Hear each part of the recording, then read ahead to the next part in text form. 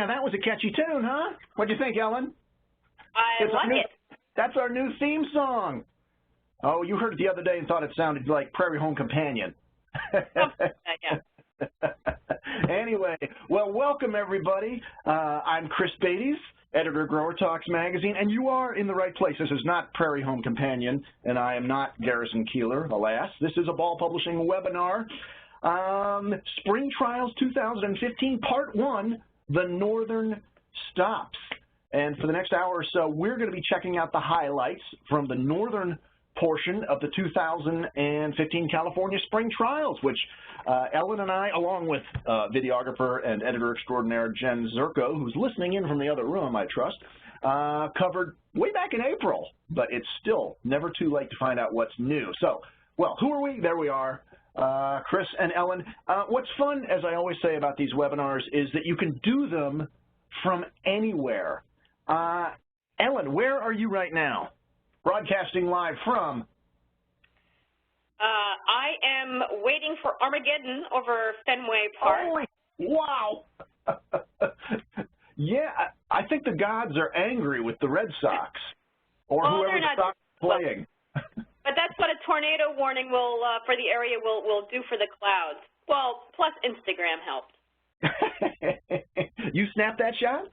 I did. You should put that out online. That could go viral. That's pretty cool. For me, did you know today is National Catfish Day? So I'm down in my old stomping grounds of Okeechobee, Florida, near Lake Okeechobee at Lightsey's restaurant, having that catfish platter you saw earlier. Yum. No, actually I'm not. I'm in my office here at One Grower Talks Tower outside of Chicago.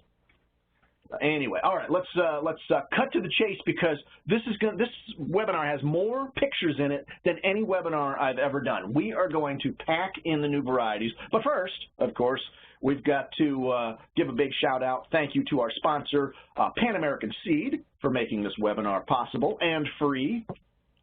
Thank you so much, Pan American. There you go. And as I always say, even though I've packed this webinar full of stuff, it's not everything. It's the best of the best and some unusual things that we threw in there as well. There's a lot of it, but it's not everything. The only way to see everything is to go yourself. And you can do it in a long weekend. You don't have to go there for a week like we do. In fact, I don't recommend that. It's hard on the system. Can I go for a long weekend? No, you're stuck for the whole 6 days. And so are you, Jen, in case you're listening in. All right, now, if you have questions as we go along, we're going to provide as much cultural and detailed information as we can about the varieties. So if we don't say it, it probably means we don't necessarily know the answer to it because we are not the breeders. But if you have questions as we go along, put them in, put into the chat area that you see on the side of your screen. Any of you who've been with us, you know how to do that. There's also a Q&A area that you can use. But we kind of prefer the chat area for some strange reason. And as always, if something happens, a customer comes in or the boss shows up and you don't want to be seen watching a webinar and you have to sign off or you just get disconnected, this will be archived. I'm recording it right now. Yes, I am. I'm double checking that the recorder is running, and it is. And it'll be archived within the hour of finishing up at ballpublishing.com webinars, the same place you signed up for it. So, that said, Ellen, you ready to climb the bobblehead Corvette and hit the road? Let's do it. Let's do it. All right, and what we're going to do is we're starting at the north end of the trials. Trials now, they used to be divided into thirds, the south, the central, and the north.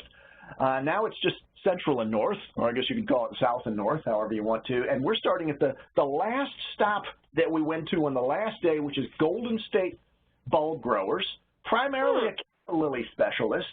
And this place used to be a sea of benches. If any of you listening in have been there, you used to see nothing but grower benches covered with calla lilies, and they've actually ripped out the benches, built displays, and gone for a lot more marketing as well. And we also saw that they do more than calla lilies, and they're introducing more, and I'm going to cover the first one, which is a eucomis, also known as Aloha Lily is their name for these, the Aloha Lily, and this is a new one called Kona.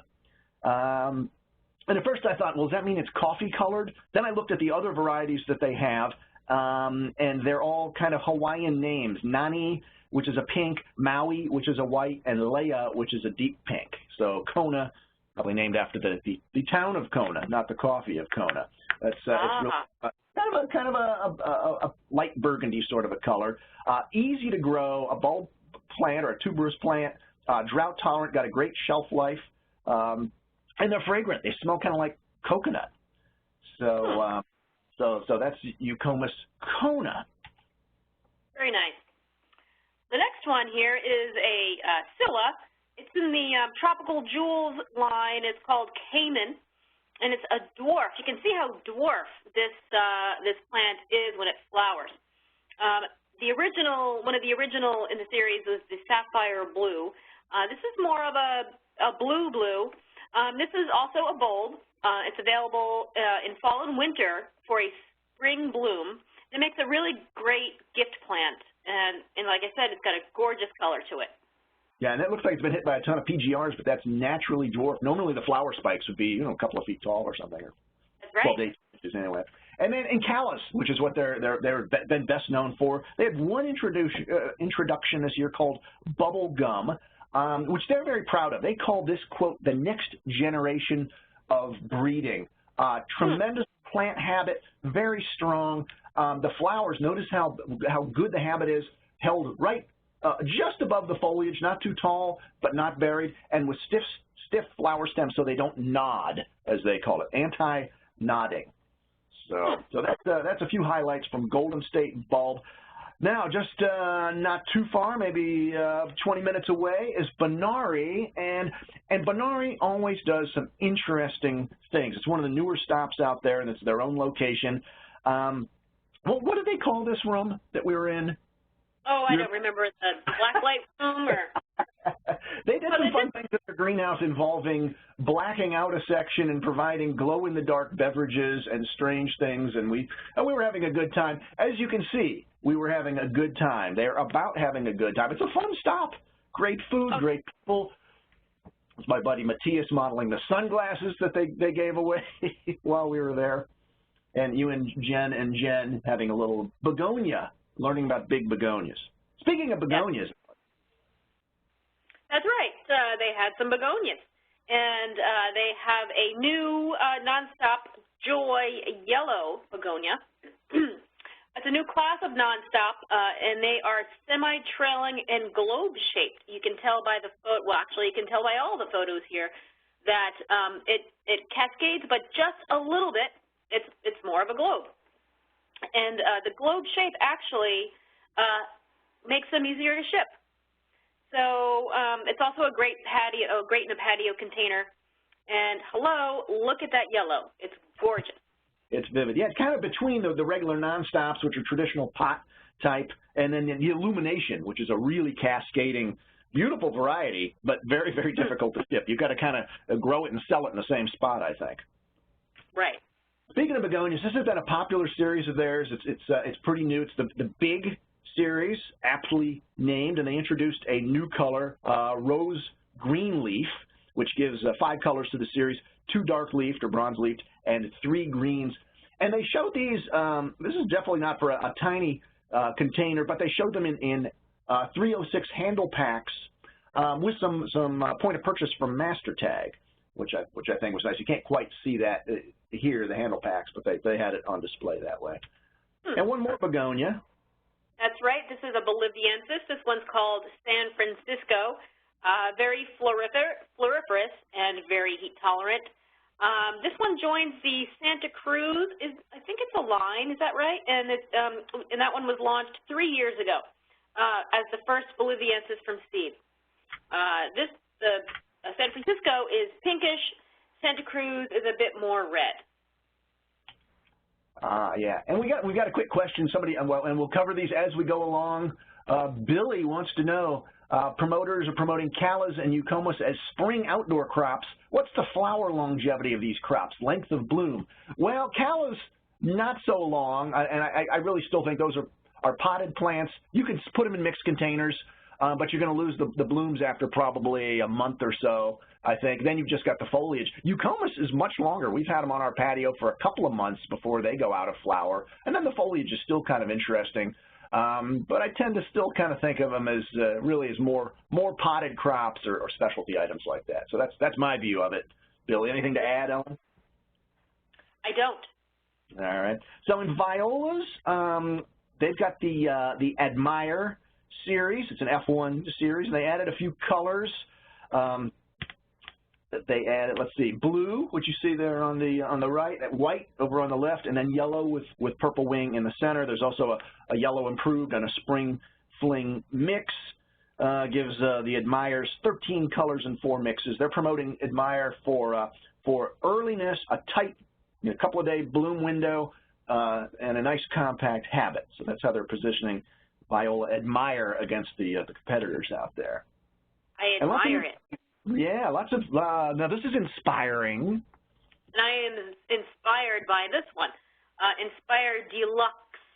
Notice the XX, like big X's, so that denotes extra large flowers.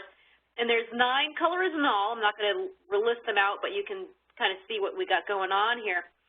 Inspire is apparently the #2 line behind Delta in Europe, they say.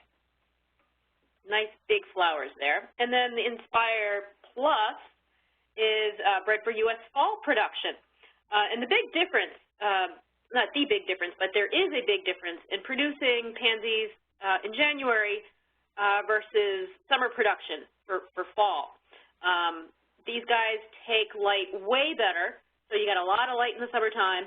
And, light has a shrinking effect on pansies, so these will take that so much better. Also, did you know that pansies are an octoploid? That's kind of crazy. Octoploid, not an octopus, octoploid. Well, you're the one with the master's degree in Hort from Cornell, and I've got the journalism degree, so I can spell octoploid, and that's about it. But well, it's like tetraploid, but double. That's a lot. That's 8 ploids. Complicated. Anyway, so Inspire Plus is large flowered. The Inspire Deluxe is extra large flowered, and then they've got an Inspire series that's a medium flowered as well. And then crazy. You think an octoploid is crazy? Here's crazy. Introducing an Impatiens series, but Benary did it. Yes, and an Impatiens Walleriana, not a hybrid or a New Guinea. They actually introduced a good old fashioned. Remember these? Used to be the #1 bedding plant on the planet. The Lollipop series, and starts with, I believe, 7 colors. And so the first thing we have to ask is why. And they said, you know what, even if the Impatiens market is half the size it used to be, and it's actually bigger than that, I think we heard it's down about 30% or so in Europe, it's still significant. That's what Matthias Redlison told us, and that's true. So they want to be in all classes, and this is not a last-minute decision. They decided 3 years ago to make sure to get into this, and even hired a breeder. So there you go. Impatiens Lollipop is the series. It's a little more vigorous than sort of your traditional, real compact one. They say they're hoping that vigor will maybe help the plants fend off or survive disease pressures out in the landscape. So if the question is, are they disease resistant, Impatiens downy mildew resistant? Absolutely not. But there you go. Now, across Hecker Pass and down Highway 1 a little bit to the Speedling location, where, I don't know, 3, 4, 5, 6 different companies were exhibiting, one of which was Hem Genetics. That's right. And one of the first things they showed us was this beautiful dianthus. This is Dianthus Diana lavandina. I'm going to say that a couple times, lavandina. And it's a mixture. There's 3 varieties in all, and they say that they mixed some existing varieties into it to make the mix. That's a real pretty combination. I like that. Nice compact. Yeah, Hem is really good at naturally compact varieties. It's a Dutch breeder. In the Netherlands, they use little or I think 0 PGRs, so they breed things to be naturally compact. This is their Limbo GP series, and they've introduced a couple of new colors. GP stands for Garden Performance. These have a little bit more vigor than the regular limbos, maybe spreading out to about 6 inch. I think there's a blue veined, blue, white, and violet are new in this. And I can never remember. I had to look it up. There's limbo and there's mambo. Which one is a multiflora? Which one's a grandiflora? It's easy to remember now. Mambo is the multiflora with the M. M multiflora for mambo. So limbos that we're looking at here are the grandiflora. They should have been called, you know what they should have called this? Gumbo. Then G would be for grandiflora. If they had the mambos and the gumbos, I'll bring that up to. That's a good idea. There you go. Or maybe that'll be a third one. I don't know. Okay, so there you see the colors. And there's no capital X again. What is it with? There's a trend here. Yes, this is Pansy Extrada. It's a new series. Big flowers, strong and short flower stems, I should say. And as you can see here, it has a nice round plant habit. There are 8 colors in all, and they compare to the Matrix series, they say. And Cello, remember, is their smaller flowered pansy. There you go. We saw a lot, and there's a nice, there you see that the extra large flower size. I don't know if it's quite majestic giant size, but it's a good size there. Depending on whose hand, we can decide whose hand that is. It wasn't mine, it wasn't yours. Well, it's not my jacket. Maybe that's Joe's. Possibly. Yeah, anyway. Marigold. We saw a lot of marigold action this year. I can't remember how many new series and editions. Joe Messer, that's right. Thanks, Jen. And this happens to be the Chica series, a French marigold, smaller flowered, 4 different colors, yellow, or gold, and orange, and they're introducing Flame next year. And they're comparing them to the old standbys Hero and Bonanza. You remember those? And so that's the Marigold Chica series. And we always love showing experimentals, even if they say, no, don't take a picture of that. But we did it anyway. This is a Gazania series that they hope to introduce next year called Enorma.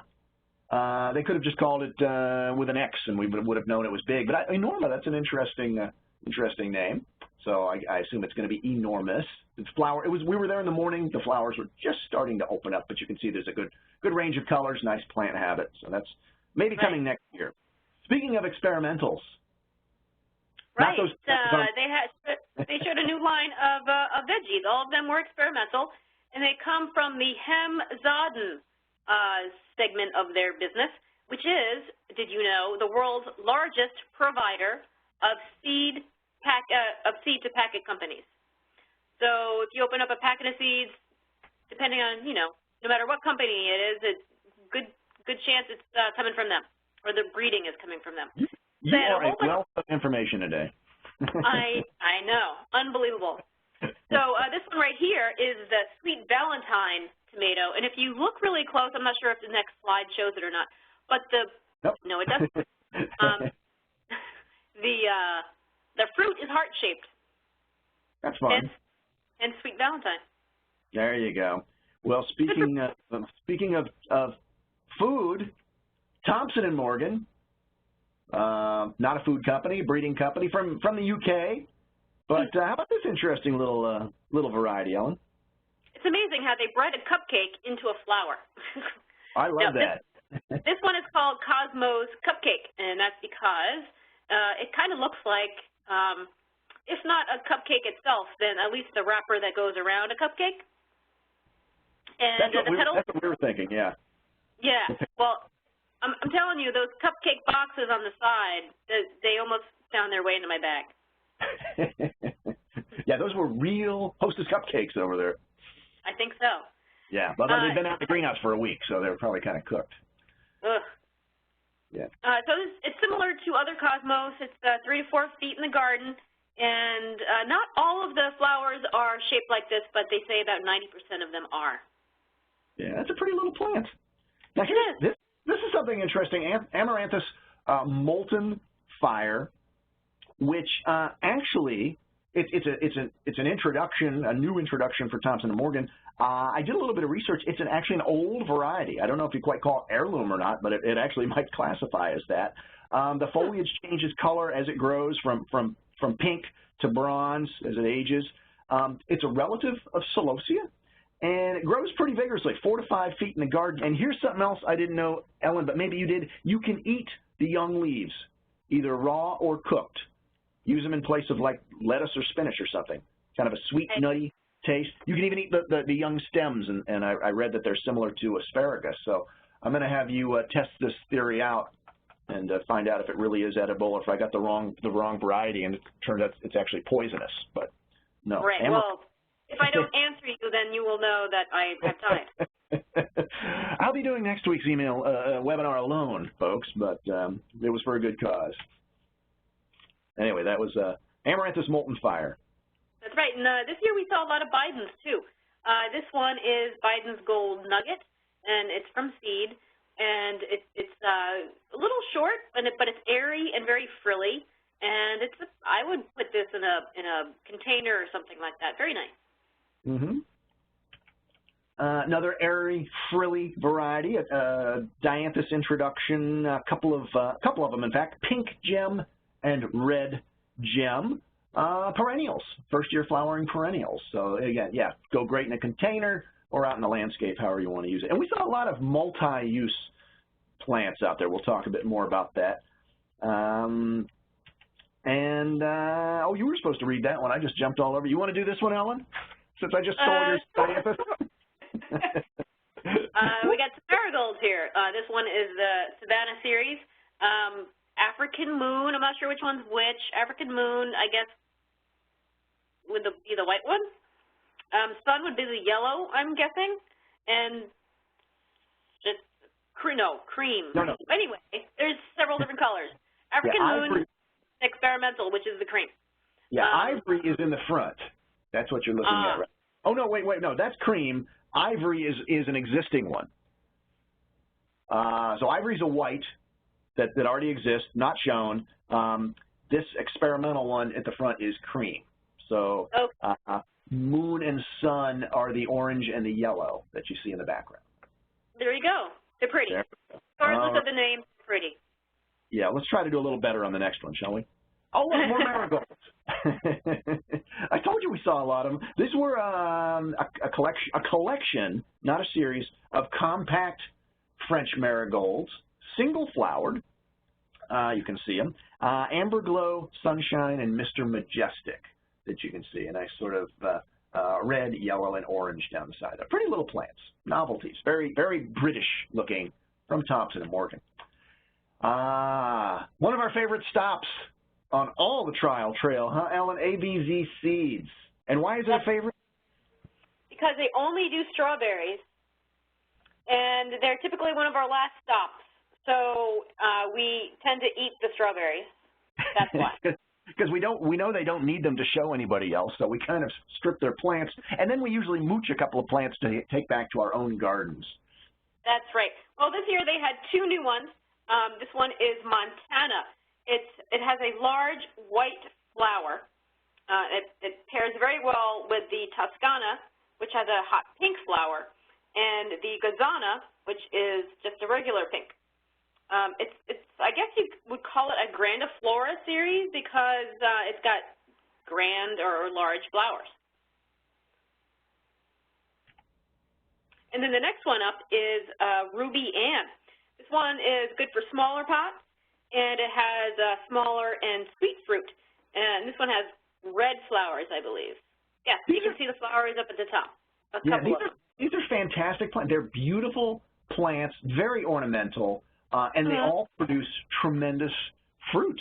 Lots of it and really tasty. I mean, when we first saw strawberries at pack trials, to use the old term, well, it was kind of like, what? Where are things, we're going downhill here. Now, like I said, it's one of our favorite stops. You got any more trivia? I think you do. I do. The trivia is the best tasting, according to ABZ Seeds, they say that Elan is the best tasting strawberry they have. And we tasted it, and I believe they're right. It's all pretty subjective. I think we better go back through and taste all 25 varieties, just to double check. Yeah. We break out in a rack or something if we did. Okay, on back across Route 31, or not Route 31, that's my street, 101 to the old Goldsmith location and Syngenta Seeds, where we saw all sorts of things, Syngenta flowers, excuse me, starting with a potted plant, cyclamen. They've got a new cyclamen series called Perfecto, which they say is best suited for high-density pot production. It's an intermediate size, so probably 5.5 inch generally is what you'd see something like that in. Bench run production, high volumes, 8 colors and 2 mixes in the Perfectos. And in bedding / potted, something you could really use either place, is the new Bengal Gerbera series. This is the Jaguar series, been around forever. This is the big brother to it. So this is for 6-inch or larger pots, whereas the Jaguars you might do in 4 to 6-inch pots. And we had a little bit of fun with this. Actually, Syngenta had a little bit of fun at our expense, but we made lemonade out of those lemons. This was a picture that they shot of us having a bit of fun with their Bengal tiger model and a few pith helmets. And they sent it to us, and Ellen and I decided, hey, why don't we have a caption contest? Share it out in Buzz, Ellen's newsletter, and Acres Online, mine, and see what people come up with. And there's some creative folks out there, and some maybe not so much, but that's okay. But we said, okay, the winner gets an autographed, numbered, miniature reproduction of the original 1932 Ball Red Book, signed, autographed by Anna Ball herself, not by George Ball. We're not that good. But and we actually have 2 winners. We've got a tie. Ellen and I each picked one. My favorite caption: Garlic Ice Cream Comeuppance by Paul Westervelt of Sanders Brothers Nursery, Piney River, Virginia. Now, a lot of you are going, what? What does that mean? Well, look at Ellen's face. Excuse me, look at Jen's face. Very happy. Meanwhile, I'm being mauled. If you go to the website, I made it easy for you, tinyurl.com/Jen Eats Garlic Ice Cream, you'll see exactly what garlic ice cream comeuppance means. That's something we did out there quite a few years ago now at Spring Trials. And your favorite? Is this for Bill? And that was by Barbara Collins, whose business name we don't know, but she's near me here in Oak Brook, Illinois. So both of you, congratulations! You'll be winning those Ball Red Book reproductions will be coming out in the next mail. Billy's asking back about the strawberries. Are the strawberries ever bearing varieties? I don't know technically what that means, but they bear nonstop, if that's what that means. They're not like a determinate tomato where they bear and they're done. They go just if you can keep the chipmunks out of them. That's the key. And the slugs. And the slugs, yeah, and the squirrels. All right, so back into our varieties here.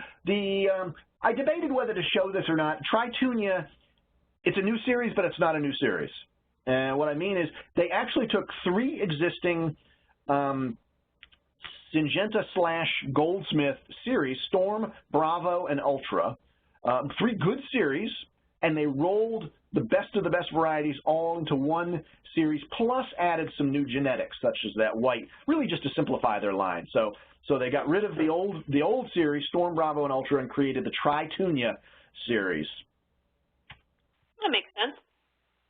Oh, and here's another beautiful plant. This is Picobella Cascade Sky Blue, and this is it's a beautiful plant, but it also looks great in their seed combinations, the seed station combos. You can find it in a couple of those combos. We might see some. What's that, Chris? Then we might see some. We might spot it in some of the pictures we have coming up. We'll have to look closely. Absolutely. Yeah. And then moving along, here's another petunia. This is Saguna Salmon. This is a vegetative variety. Just a beautiful color, one of the colors that really was a highlight of their offerings. And we got some more Sagunas here. These are some patio colors, the patio pink morn over there on the left. It's an upright and early plant, great habit on that. great for containers. And the Patio Radiant Rose, which is that one pictured in the combination. There you with go. The white center. Yeah, and you mentioned combinations. Well, combos are big everywhere, and Syngenta's offering are, well, they actually have two of them. They're vegetative mixed combo offerings called Quick Combos with a couple of Ks. Look at this fun display they did where they had ladders hanging and these sort of fake paint spills everywhere with the paint cans, and then the combos were done in paint buckets that were hanging from chains. It was quite colorful and eye-catching, something you could do at your garden center. They introduced 12 new quick combos, including some heat-tolerant combos, which they segmented out. So if you're a southern grower, you may want to look at those. I pictured a few of them here. The one on the left, I like this. This is called Mom's Chosen One. I'm Mom's favorite. No, Ellen is. The one on the right is Welcome Back Spring. And this one is Patio Selfie. That's pretty hip and current right there. And then sort of the equivalent thing, similar thing, in seed varieties is called seed stations. And these are categorized by season, from early spring all the way through fall. So you can get anything that you want depending upon the season you're going to grow it and sell it in. They kind of gave us a sneak peek at these last year. This is the full rollout this year. Here's another Mom's one. Mom's Delight Mix there on the left, and Porch Swing Mix. And that might have been some of that little peekabellas peeking out of there. I think so. Yeah, so there you go, Seed Sensations.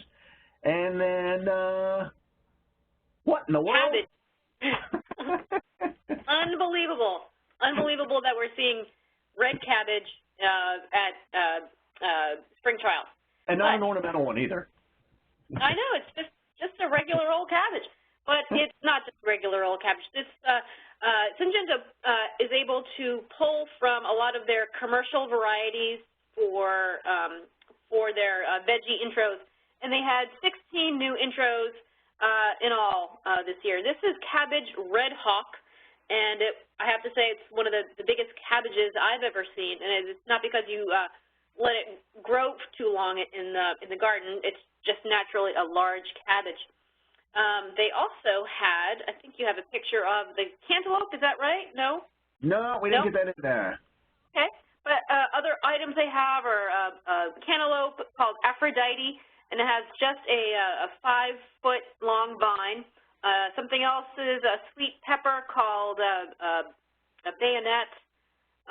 Lots and lots of great stuff this year. And Janine, who's in charge of their veggies, did a container-sized trial with a bunch of their veggies, all the way down to even veggies in a 12-inch container. And she found that despite the stress, patio plants did just as well in pots as they do in the ground, regardless of whatever size they were in. And, well, one thing that's very interesting is that the ones in the containers actually finish about 2 weeks earlier. I should remember that because I'm in a tomato growing contest every year with good friends of ours. They always seem to beat me to the first ripe tomato of the season. I'm going to try one in a pot and see if it speeds things up a little bit. That's a great idea. There we go. All right. Proven winners up in Santa Cruz, up the road a bit, at the resort with a funny name, beautiful location, and lots and lots of, what's it called? Chaminade? Chaminade. Chaminade. There you go. Chaminade Resort. Nice spot. We've got we've got annuals, perennials, and shrubs to look at here. So we're going to bang through these. First, in the Proven Winner annuals, we've got a new Gerbera series. Hello. Hello. Actually, hello with an exclamation point. So you got to say it right when you're selling it. These are tissue culture, and they're definitely a garden type, not a pot or house, gift plant type. Smaller flowers, more vigorous foliage, bright colors. But these would be great in the garden. One of the benefits is they say you can cut a bouquet from them every week, and actually you want to do that because it keeps them blooming. So that's the Hello Gerbera series. There you see one close up there. They've got colors like pumpkin, sunshine, Miss Scarlet, and Magentaman. Magentaman. I like that. Magentaman. They do have good names, I have to say. Yeah, Magentaman. There you go. Another garden variety. Here you go. We've got Super Bells, which is their Calibrachoa, and this one is called Garden Rose. And believe it or not, it's an in-ground Calibrachoa. So grow it in ground rather than in a pot. It roots great. It is actually a little bit less sensitive to pH, and it's actually from a different breeder than the rest of the Super Bells.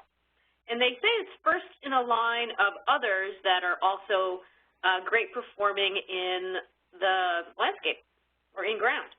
Yeah, compared to what we're going to see next, you know, it's kind of boring looking, but they say this is going to be a really good landscape performer. You know, it'll with none of the you know, anemia that things get from pH issues or fertilizer issues or whatever. So it'll be fun to see what happens with Garden Rose. But if you want a traditional Calibrachoa with crazy color, holy moly, this one is colorful. That's Calibrachoa Super Bells. Holy moly, the first Super Bell with that pattern. I even put it up close shot so you can see just how cool that is. That's holy moly. I have that one growing in my little tree pit outside. Do you? Beautiful. In the ground. You have to take a survey, see what your neighbors think about it. Yes, I will. All right. How about some dahlias, Ellen? Moving dahlias, and another great name. It's Dahlia Delightful. Oh, awesome. It's a dahlia collection, not a series, and there's 3 colors, and they are semi-double flowers. We've got Georgia Peach. If you could help me pinpoint which ones are which. I think Georgia Peach is the one in the box up to the right. Upper right, yeah. That one has a dark leaf, and there is also Sultry Scarlet that also has a dark leaf.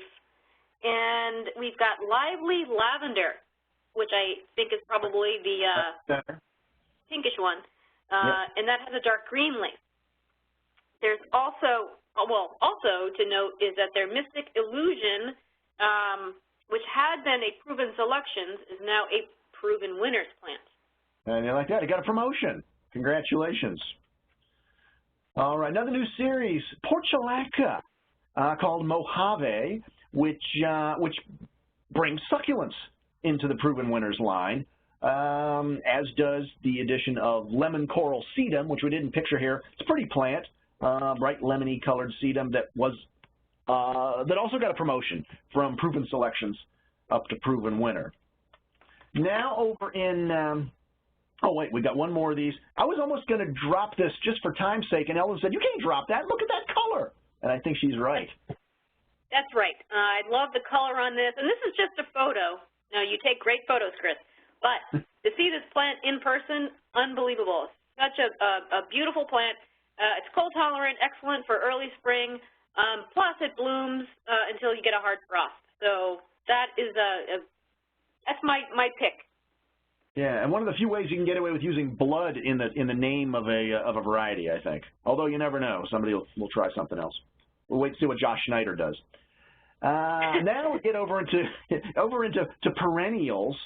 The proven winner perennials, Baptisia Decadence collection. There's a couple of colors additions. Pink truffles, kind of hard to see here. Pink one is on the left, pink truffles, and then sparkling sapphires is there on the right. The light was a little bit harsh when we were there, but there's now 7 in the series or collection, however you want to prefer to it. And this is a native, an American native, drought tolerant, compact, if you call 3 feet compact, but usually they go up to 4 feet or taller. So that's Baptisia. This is a Monarda. This is one of my favorite plants, or perennials, I should say. This is the Leading Ladies, 2 of them this time, Leading Lady Lilac, I believe that's the one on the left, and Leading Lady Plum. These are 2 weeks earlier than the traditional Monarda, and these are, naturally short. There's no PGRs on these, and a big plus is that they are mildew resistant. And the bees love them. Yes, Bee balm. It's balm to the bees. Perovskia denim and lace. This comes out of Walter's Gardens breeding. I've got Russian sage in my front flower bed, and I love it early in the season until it starts to fall apart and kind of lodge open. This one they say won't do that. It's vigorous, but stays a little bit more compact and very hardy, zone 4 to 9. So that's Perovskia denim and lace. We've got a phlox here. It says phlox opening act. 2 colors, blush and white. They have glossy green foliage. You can see that right there. Disease resistant. They're early bloom June into September. All right. Now we're going to pick up the pace a little bit because we've got a lot still to go here. Color choice shrubs. This is a hydrangea called Tiny Tough Stuff. They call this a mountain hydrangea from the mountain regions of Japan, I think they said. Was that correct? Mm-hmm. Yep. Somewhere in Asia. Grows 18 to 24 inches, very cold tolerant, develops kind of purpley foliage in the cold, and will get either blue or pink flowers depending on what you do with your soil. And here we have loropetalum, jazz hands. So they're working on having more southern genetics or genetics that do better in southern climates. And this is one of them. It's a Chinese fringe tree. They have 5 different varieties. All of them are zone 7B. Jazz Hands Mini, it's a ground cover type. Dwarf White is a rebloomer, and there's also a Dwarf Pink. They have a variegated one as well, and a variety that is, I think, called Bold, and it gets to be 5 to 6 feet tall. So you go all the way from ground cover to tree. And a fun name. When you know what the flowers are shaped like, you know why it's called Jazz Hands. So oh yeah, fun. Look at the photo over on the right. Yeah, that's why I put that in there so you can see it. Now this is a genus I'm not familiar with, Dervilla Rivuleris. Apparently it's another native, Eastern North American native. Grows 3 to 4 feet. Flushes in the spring and the fall with dark leaves and gets nice yellow flowers. But this is called Kodiak Black. There's also a Kodiak Orange available. And it's deer resistant. So if you're looking for a nice landscape plant with colorful foliage, nice blooms, and actually they say it's for dry shade. So that's an interesting spot to put something as well. So that's Dervilla Kodiak Black. And now, back in the car, Ellen. Come on, we're heading back over towards Hecker Pass, Watsonville, California, Pacific Plug-in Liner. Look at all the stuff we have to look at in here. A lot of company at Pacific Plug-in Liner. But the theme that PP&L gave to their portion of the trial was the labyrinth.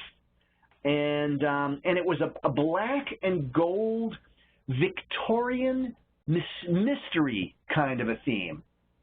That April herring, it just is a mad woman. But it was so cool. It was so intriguing. The color scheme, the font that they used, you could kind of get little hints of it there. And it really made their plants really show off nicely. It was all kind of black, gold, and silver. And they did some neat tricks. If you look here on the right, you see the fabric that's hanging there covering up the pallets that are stacked up. It's a stack of pallets. And I thought, wow, that's kind of cool. You know what it was? A shower curtain. It's like $5 at the dollar store. so talk about cheap tricks, right? But, okay, one of the things they had displayed in this labyrinth display was some campanula that they're now growing and distributing that are from Schoneveld. Another one of these crossovers. Great pot plant, as everybody knows, campanula, but also zone 4 hardy. So they had a couple of different ones. They had a star-shaped one and then more of a bell-shaped one as well. Hula Berry. Now they introduced Hula Berry last year, and this is the berry that has white flesh and the little seeds. Very cool, very interesting, kind of tastes like a pineapple. Well, now they have some POP to go along with it, and they also have a consumer website for more information and all that good stuff that consumers want to know about the plant. I saw this in my Home Depot store, and I think it was selling like crazy. out of there. So it's fun to see a vegetable with, or a fruit with some POP. Like that. Oh, so you saw it with the POP on it? Yep. Yep, wrapped up like that, ready to go. Lots of promotion. So I mean, you have to have the promotion so folks know what in the world it is. Absolutely.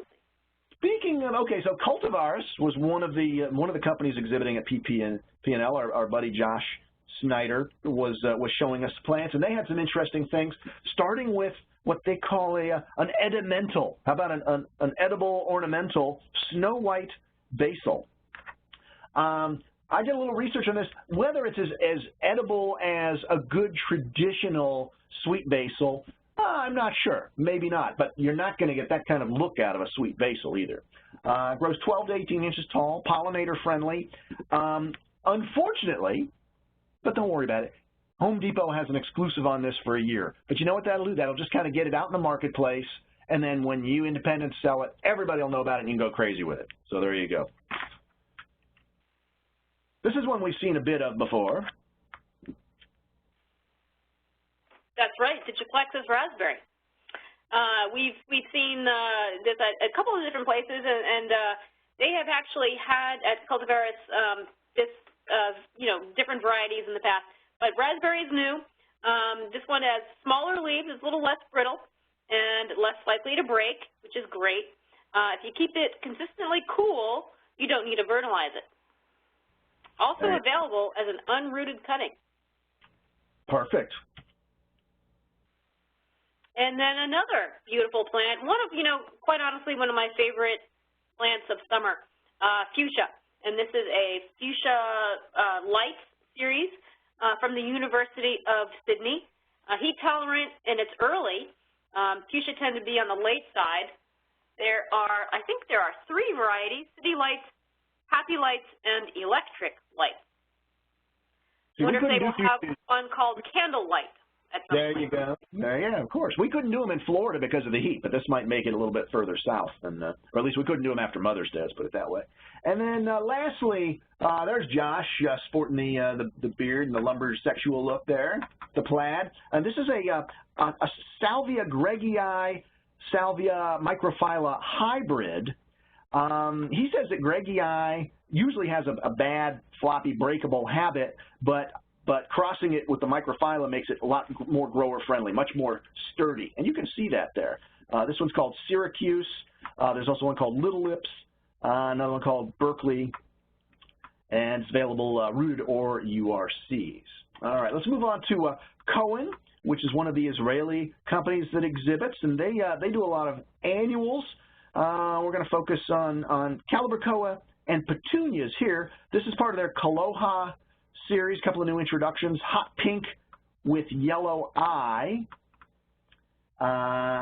is the one on the right, and then the one on the left is a Aloha tricolor, pink and rose and yellow all in one. And then in doubles, this is Aloha double peach. There's also a double dark red and a double yellow. But unfortunately, because of patent licensing laws and things, this is only for Canadians and Europeans. And we put it in here because there could very easily be some Canadians and Europeans listening in right now from Canada or Europe.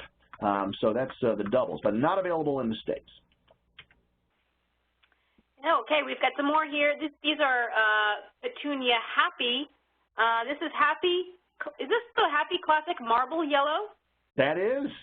It is, okay. This one, it gets brownish streaks in it in the sun, which is kind of cool. Great series, by the way, and lots of happy colors. And the next one, I think we have a picture of it. Yes, this is Happy Magic Yellow Purple Touch. The longest name of any variety out there. I think so. Look at that. Pretty cool. It's a haiku. And another Israeli company, Jaldety, had some unusual perennials, including Thunbergia. Although I'm not sure, is Thunbergia annual or perennial? I'll have to look that up. But this is called Arizona Terracotta, a pretty orange with a deep eye. And then Arizona Yellow Stripes, which is yellow with the white edge on it. This one's going to be introduced next year. This is for 16-17. So that's a couple of nice vining plants, which we didn't see a lot of out at trials this year. And this one I gave to Ellen to describe just because I want to hear her say it. Erysimum. I can say that word. She got it. That's another one. If you go back to one of our old videos, she stumbled over that for a little bit. It's called Artist Goes Gold. And I can't say the go like the Dutch is go, but, you know. Yeah, fun variety, kind of multiple colored flowers in there. I kind of like that too. And another perennial. This one from Westhoff Breeding, the German company, breeding it for Jaldety. This is a Gara called Gariella Bicolor. Pretty bold colored flowers. Nothing timid about that Gara there. Yeah. And then the last of the companies we want to talk about at Pacific Plug and Liner is Hishtil, which showed all kinds of really interesting herbs. Now this one, I have to make a little explanation. This is Grafted Basil, which they've had on the market for several years. And they might have showed it again, but the reason I'm showing this is they now have a grafted pepper plant. But the ones they had on display had been beat up a bit in shipping, and they didn't really want us to take pictures of them, so we didn't. So I don't have a picture to show you. So picture this, except a pepper plant. And so there you go. They had a couple of different varieties of it, I think. So that's something to watch for. And then how about strange things, Ellen? Oh, they had a lot of really cool things this year. This one is called the mushroom plant. No, it's not actually a mushroom, but by golly, it tasted like a mushroom. I don't know how they do it. I'm not going to attempt to pronounce that Latin name. Leaves are filled with iron and vitamin C, so it's good for you. You can use it either fresh or cooked. They also had oregano, Oreganum majorana, which actually is an oregano that tastes like marjoram. If you can't decide which one you want. And Persicaria, it's another plant that actually is used a lot in Asian cooking. It kind of looks like something called lady's thumb, which is a weed, but it's not. It's a plant, culinary plant. They also had Centellina viridis, which actually smells and tastes a lot like olives, and lemongrass. And as you know, if you need a source for lemongrass, you can get it from Hishtil. Who knew? Who knew? I've only ever seen it in little jars in the Asian section in my grocery store. Exactly. You got to get out more. All right. So moving on, back across one. We're still up in the northern trials, though.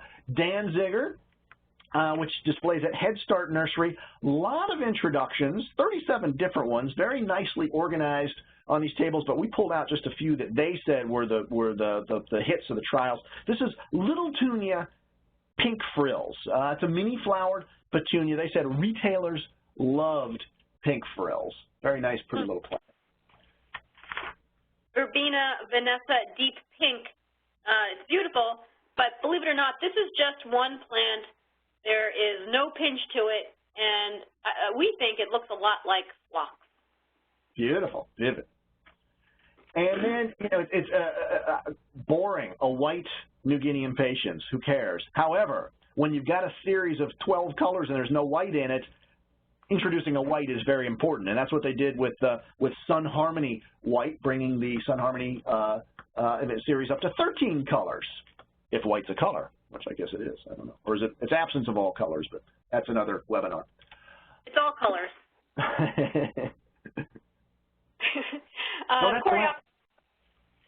Black is absence of all color. Is it? Yeah, I'm going to look this up.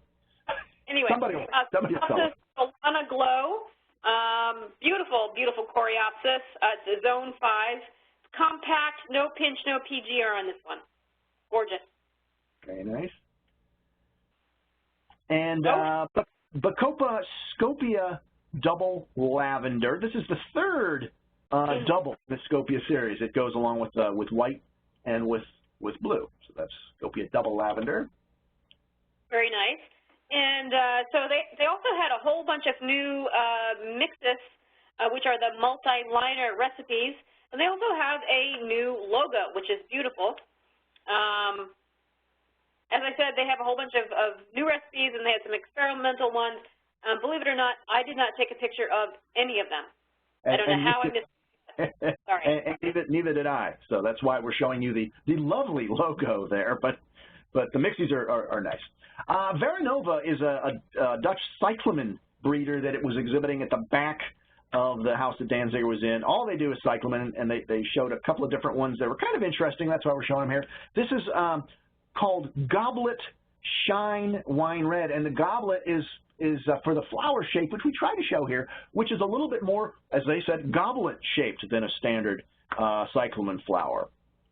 This is a mini for small pots, probably, say, 3-inch or so. And then Piccola Micro Mini Shine Red. My Micro Minis go into like a 2-inch pot. Oh, you can go a little bit bigger than that if you want. So that's just a couple of new cyclamen there. Now we're going to head down to Salinas and American Takii, where, boy, did we see some All-America Selections winners, the first being Salvinia coccinea Summer Jewel White. And you see the white flower sticking up in there, and in the background you see its sister color red, and there might have been some pinks in there. All three of them are All-America Selection winners, Summer Jewel White being the newest of them. And another All-America Selection winner, you see the logo there, that is Trilogy Petunia Red, which is a winner for, I believe, 2015, as a matter of fact. They're called Trilogy because they're supposed to be good for growers, for retailers, and consumers with traits that work well for all of them. And then they've also got the 76 mix that you're looking at there on the right, just in time for the 4th of July. Get your order in quick, red, white, and blue. Mm-hmm. And then lastly at Takii, Ellen, I think you liked this, didn't you? I love this. So as you know, they sell lots and lots of veggies. They have a great veggie breeding program, but not for horticulture, mainly for commercial stuff. However, they are working on trying to bring some of that stuff into our side. So they're deciding on varieties right now, what to select. The packaging, though, that they had was amazing. So bold, so beautiful. And you got the little like Chinese takeout containers, and that matched the tags. Did a great job on it. So this is something that any retailer could work up with their printer or hort supplier and have a great time with. It was a fun idea. And Billy is asking, does Coreopsis Sunglow need to be vernalized? And I'm going to say it's a first-year flowering annual, so no, it does not, coming from Danziger. So now, right out behind Takii, a new addition to the trials was Hilverda Kui, which is another Dutch breeder, pots and cuts, and they show a bunch of carnations. We'll show you real quickly here. They had single-flowered ones called the Beauties, and then they had doubles called the Sunflowers, which you may have seen before. This one's called Maserati. I kind of like that one. And Begonias. That's right. They had some Begonias. These are the Boliviensis type. 7 varieties. 6 of them are shown here. Doubles and singles, and they're actually from their own breeding facility in Kenya. Nice big plant, big foliage, very well branching, nice plant all around. Right, and hellebores. This is called Winter Bells, and they say this one will bloom really early in the season, which usually means January, February. Then it'll continue blooming for 7 months. I'll have to see that one to believe it, but it's pretty plain. And then in front of it, Lemonium Blue Lagoon, which is another one of those crossovers that could be used as a gift/potted plant or an outdoor plant. And then we've got an echinacea here, Echinacea Moods with a Z, not neck. 13 weeks from tissue culture to flowering. If you pinch out the center, they say you'll get 15 or more stems. And the stems, you might be able to tell here, are very, very dark. No fertilization needed on this one. Bred in Holland and tissue culture done in China. a global variety. All right, still in Salinas here. We're going over to Sakata. Wonderful facility, always fun to see, and some pretty cool. And we're getting near the end, folks. Stick with us here. This one was one of the pick items of all the trials, I think. It's called Dragon's Breath Celosia. And, you know, Celosia, we've seen it. It's been around forever. But talk about big, crazy, wild, colorful blooms. I mean, this is aptly named Dragon's Breath. It's a plumosa type, obviously. And the older the blooms get, the bigger and wilder the flowers get. I think they said this was a 16-week-old plant here that we're looking at. So they recommend a big pot, like at least a quart. And if you want the foliage to be more red and dragonish, use less fertilizer. And what I'm hoping is that the POP that you see here will be made available, because this one cries out for pots and bench tape and that Dragon's Breath name to be promoted at retail. That's right. Sun Patience, they have 5 new ones this year. Compact Coral and, Compact Coral Pink, Neon Pink, Spreading Lavender, Clear Orange, and Tropical Orange. And I believe that the Clear Orange and Tropical Orange are also spreading type. Was it Clear Orange, not Sheer Orange? Not Sheer Orange, no. I typed it Sheer. I thought that sounded like a soda. I'll have a Sheer Orange, please. And an E-high grade. That's great. 3 new series here. There's one of the... Right, that's the Spreading Tropical Orange. That's the variegated one. Variegated, that's what VL. Oh, I had UL typed there. My typing is bad. Okay, and I like that, the old style variegation coming back. As I said, 3 new series. Coleus Party Time is one of them, a 3-color series of Coleus. Why Party Time? Because it mixes well with others, they quipped. The drum beat, the drum thing. That proves it. That looks really nice in that combo. Kind of smaller foliage. Nice. Very nice. The Vinca Vitalia series, which is an open pollinated Vinca. They say this is a good early bloomer. And then another heat lover, Portulaca series called Sun Dome, which is dome shaped. The pot up there looks pretty. And 5 colors in the Sun Domes. Veggies, they had lots of veggies. These are the peas. They had 4 different varieties of snow peas and snap peas. Little snow pea, white and purple, which had a purple flower, and little snap pea crunch and petite. And the petite actually stands for petite pods. The plant itself is not petite. All of them are finished in about or around 30 days or so. So great plant, and they look beautiful on this trellis in a combo. Fantastic combination pot. You want to add some height? Talk about a thriller. Put a pea in there. Put a pea in your thriller. And what in the world is that you're modeling there, Ellen? I don't think that's me, but maybe it is. I'm not sure. This Joe Messer again. This is a butternut squash called Little Dipper. So it's a miniature butternut squash on a 6-foot vine, and it's got great production, they say. There you go. And lastly, there's Ellen Wells,